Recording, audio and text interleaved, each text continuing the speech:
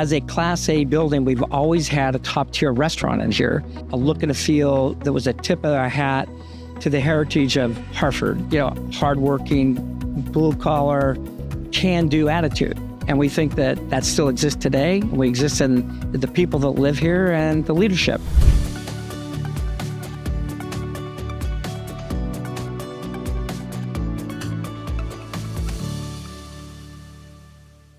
Thanks for joining us on this week's CBIA BizCast powered by Google. I'm Amanda Marlowe. Today we are again on location. We are at 1 State Street inside the new Foundry restaurant here up on the 20th floor. So you can see the kitchen behind us, but we're looking out at a beautiful view of Hartford. And I am joined by Hartford Steam Boiler President and CEO Greg Barats. Greg, welcome. Wow, thank you. It's great to be here. Thank you. It's so great to be in here and looking in here. I've been here a few times at night. It's quite a different of the views during the day.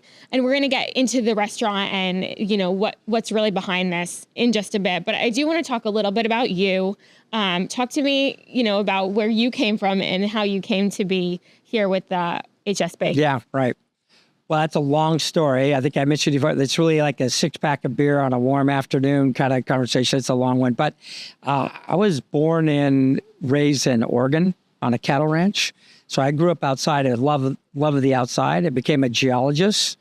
Moved to the San Francisco Bay Area where I met my wife and we had our children. Started 2 companies. One doing research for oil and gas. And the other one was an environmental company. Sold them. Then, I kind of consulted, floated around, and my wife said, I think you need to get a real job. And of all things, I started talking with an insurance company called AIG, which I never thought in a million years I'd work for an insurance company.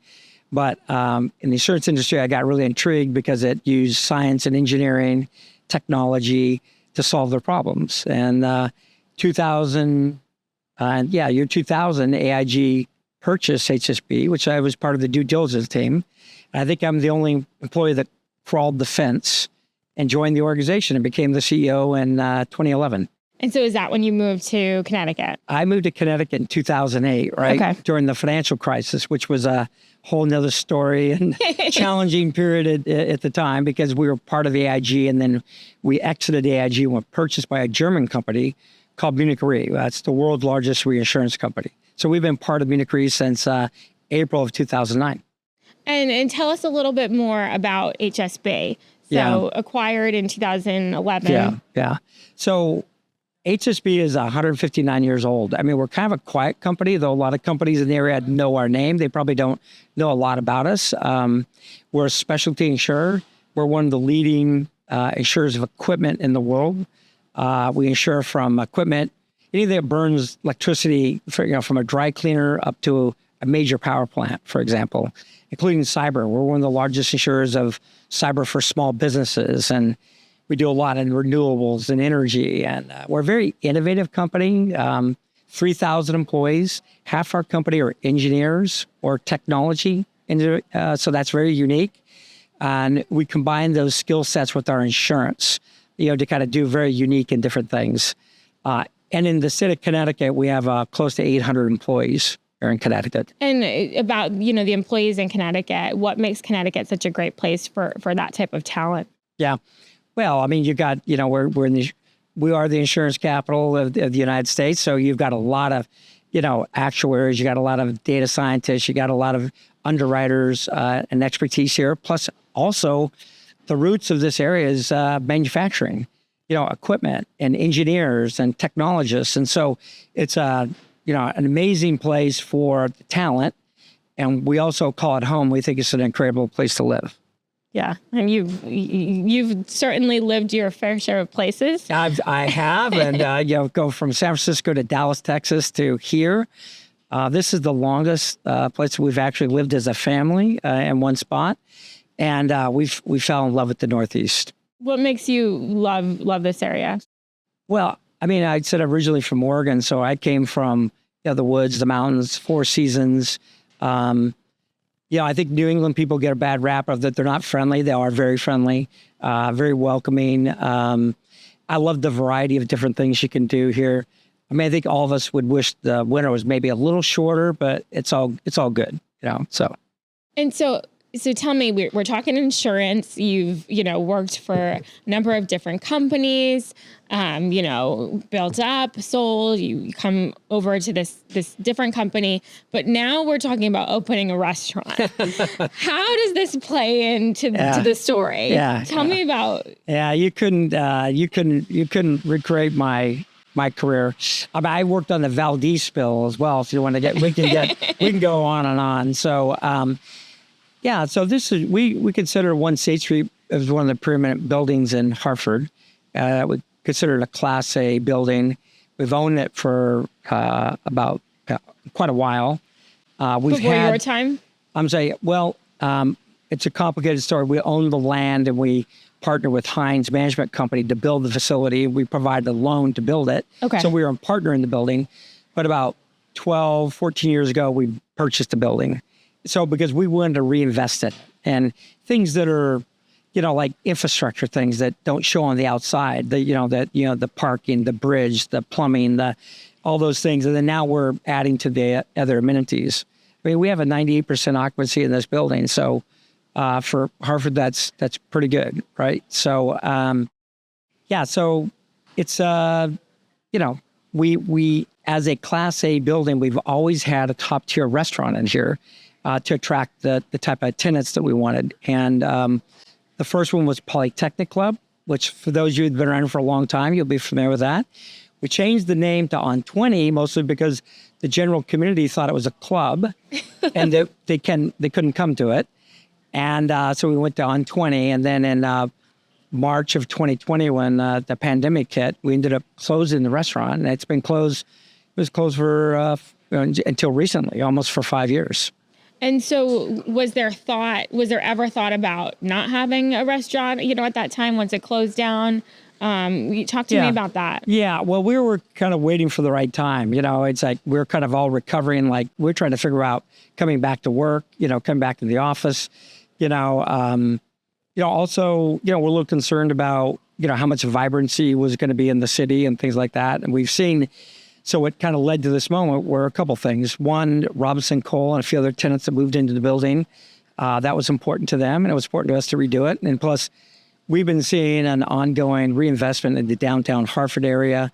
A lot of other restaurants moving to the area, small businesses opening, more people coming back into the area. We're involved in a lot of different activities here. So we thought, okay, this is the time to do it. And so we got a chance to completely revision which was On20, which led to the renaming of it. And we wanted to make a statement. We live in the capital city. We wanted to give something back to the community and the capital that I think everybody can be proud of. So, On20 had its time, but now this was a moment of change. Yeah, moment of change to do something different. It's we call it, American contemporary. I would say it has a little European flair. Still has a little bit of that French in there. Not as much as it used to. Very familiar dishes, but again, with a more of an elevated, exceptional kind of, add to it. And, we're going to keep adding to the entrees.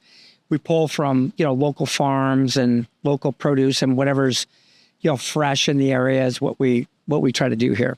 And so, as the president and CEO of HSB, you did play a role in the vision for this. Oh, absolutely. I mean, we feel this represents the company. It's our restaurant. We have an incredible executive chef and Jeffrey Lazat, which we can talk a little bit more about later. And we wanted it, if it's going to reflect us, we want to reflect who we are. We have an industrial background.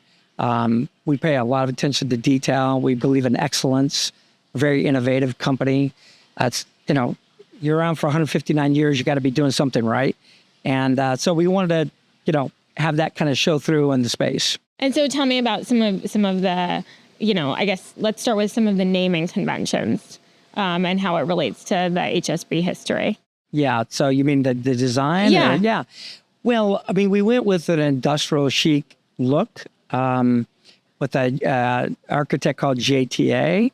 I would have to say that, my wife was very involved, Denise. My executive assistant, Mandy, very involved in a lot of our executive team.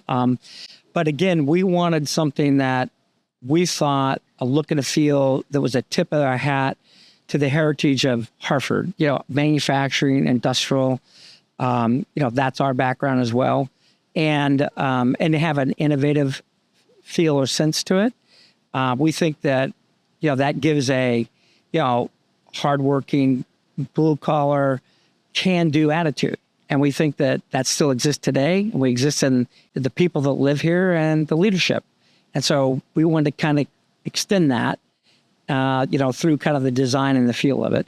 Okay. And so there's a couple different smaller areas too. So the restaurant is kind of open, elevated over here for a reason. Yeah, right. Yeah, well, again, a lot of thought went into this. We kind of set this up. We want, this is open to the general public. I think that's the number one thing the message we want to get out there. So we have a big open seating area here. As you can see, we have a couch area that kind of breaks up the dining room for a casual setting for drinks or appetizers, and with just incredible views. I don't think there's a bad seat in the restaurant, honestly. But we also have little pockets of rooms that can host a business meeting. They got a beautiful TV with artwork on it, which you can do at Teams or Zoom, and you can close off the room, and you can have your own little private rooms and meetings. So that can support our tenants and also local businesses and communities here or other types of functions. So has a little multi-purpose. Yeah, which, when you're in an office building like this, it's really helpful, like you said, for your tenants. Yeah, and we named the rooms around our heritage. One's called the Polytechnic Room, which we said, the first restaurant was called the Polytechnic Club. For those that don't realize that, that's the name of a group that in the 1850s and 60s here in Hartford was made up of engineers and businessmen and scientists that essentially got together on a regular basis who are running businesses and industries here, trying to solve, the current problems and issues, not only in their business, but in society. And there was people involved in that group, someone like a person named Pratt and another person named Whitney. This is before they became Pratt and Whitney, and or a lot of other, name brand names if you go back through history. And then we have another room here that's called 1866, which is when we were founded. And then the other room in the back, which is really more for boardrooms and special settings, is called the Sultana.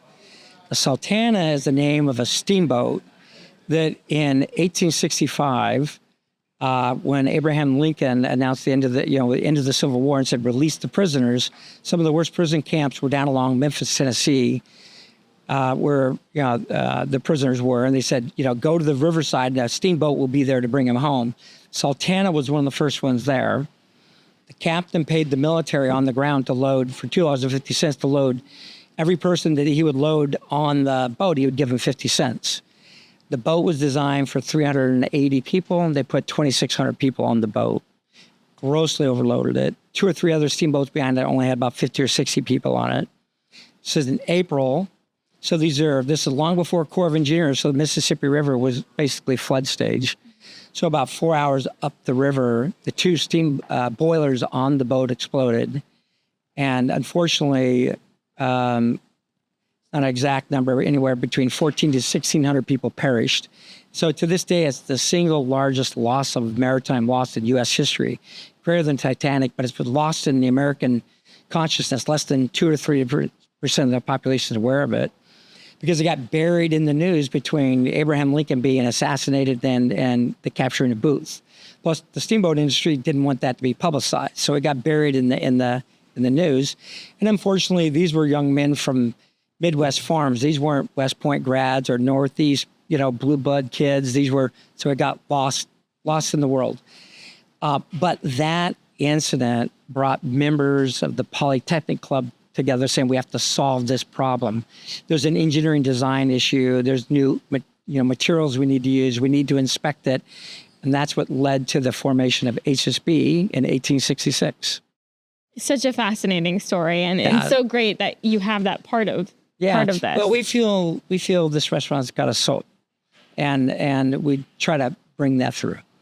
And so some of the other aspects that bring soul are the workforce, right? Absolutely. And especially, it's no secret that in the restaurant industry right now, it's a challenge. I mean, it's a challenge everywhere, but how did you talked about your executive chef. He actually came back. Yeah. So Jeffrey Lazat has a really storied background, highly credentialed, trained in Europe. When he came back from Europe, he came back here, and I think looking for a job, he ended up in On20, and I'm not sure what exact capacity at that time, but he kind of trained up through On20 that ultimately became our executive chef. And then Jeffrey left and went and started his own restaurant, present company, which we love and adore, and we frequent often. And we stayed always really close with Jeffrey.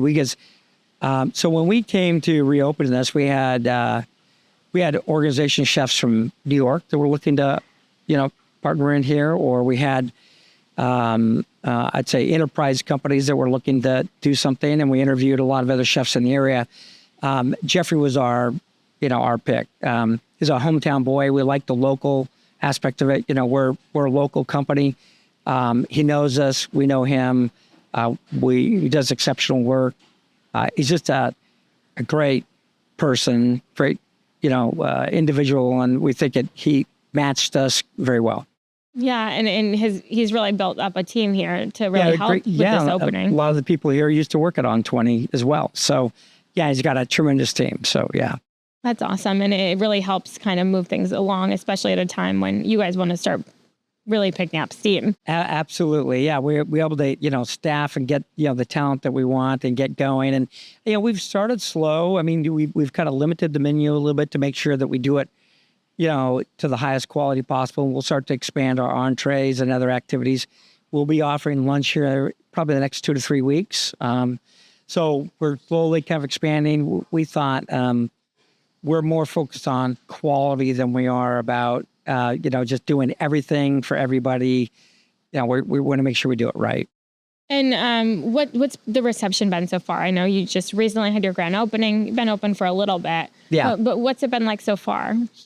Well, I would say it's been extraordinary. It's been really exceptional. I mean, we've been embraced by the community. The involvement here, we have a 40-day reservation system on Toast, which we're booked out 40 days in advance. So it's, please, don't let that discourage you. Please, try to, come and see us. And so, the come to feedback has been, great. We're always open for improvement. So, please, we want that too.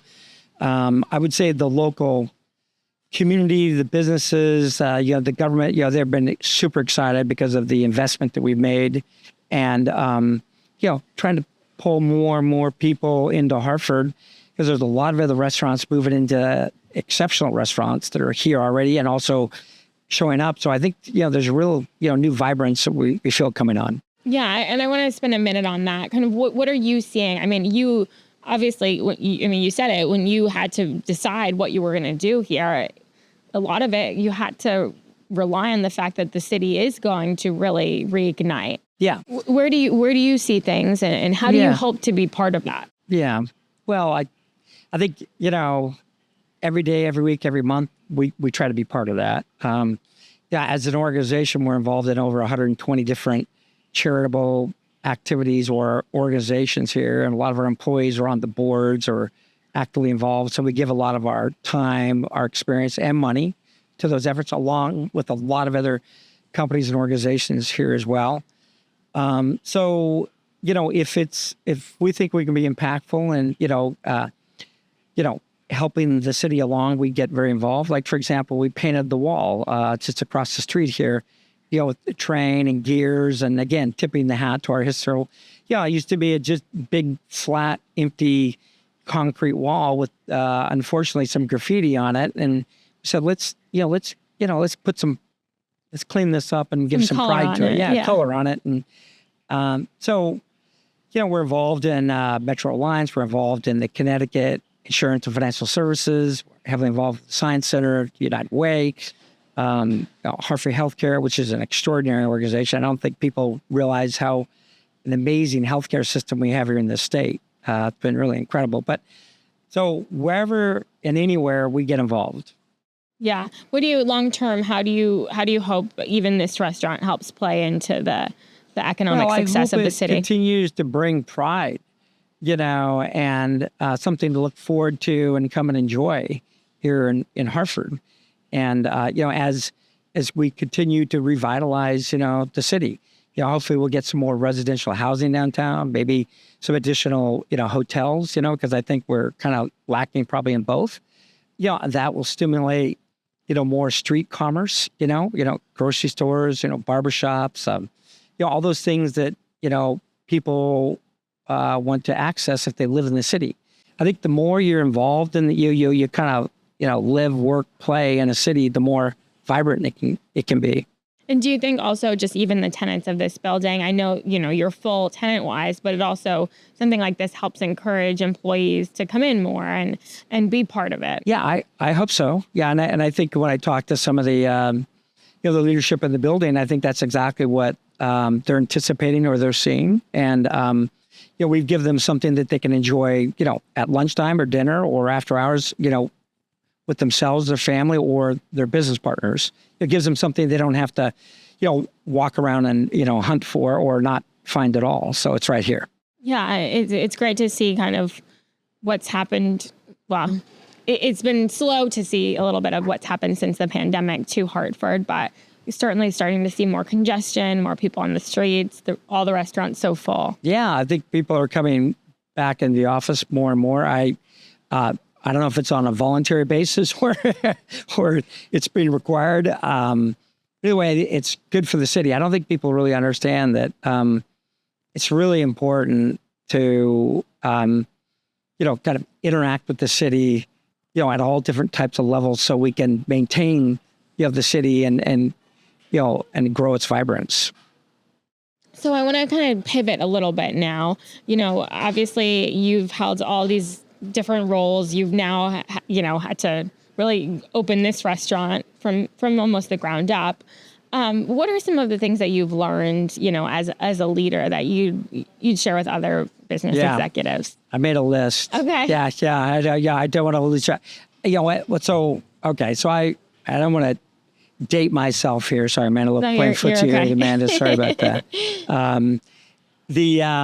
I've been in business for 45 years, right? So I've done a lot of different things. I would say one thing is that I think it doesn't matter what industry or business you're in, because I've been in science, right? I've been around manufacturing. I've been around financial. I would say there's more commonality than there's differences, particularly when it gets to leadership. And, I think as a leader, you have to understand that you set the tone. You set the pace and you set the attitude.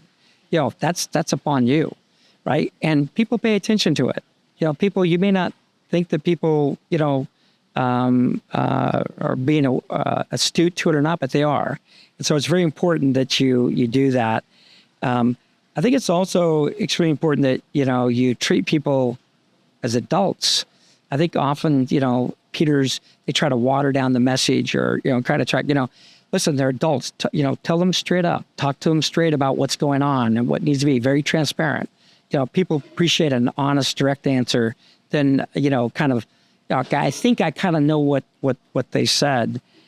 I think another big one that I've learned is, often we recognize problems and we don't act on them. Move quick. Measure twice, do your homework, but act on it. Because sometimes people kind of forget about them or they kind of let it slide, and then time goes by, and then 2 to 3 years later, it's a bigger problem and a bigger issue. So maybe the last one I'll leave, and it's an interesting one for me because I'll get groups ask all the time this type of question. I think the hardest word for kind of people to sue and use is probably the most powerful, as the word no, right? And it's like we always want to maybe we can do that, or let's talk about that, but it's not right. It's just use the word no. I've probably saved the company, made the company more money by saying no than I have said yes. And people appreciate a direct, honest answer so they can move on and do something else. But I think, human nature, people kind of avoid that word, and sometimes it's actually the best word to use. Were you always firm in knowing that you could use that, or did you learn the hard way? Well, I grew up on a ranch. So it was very important when the cattle were coming.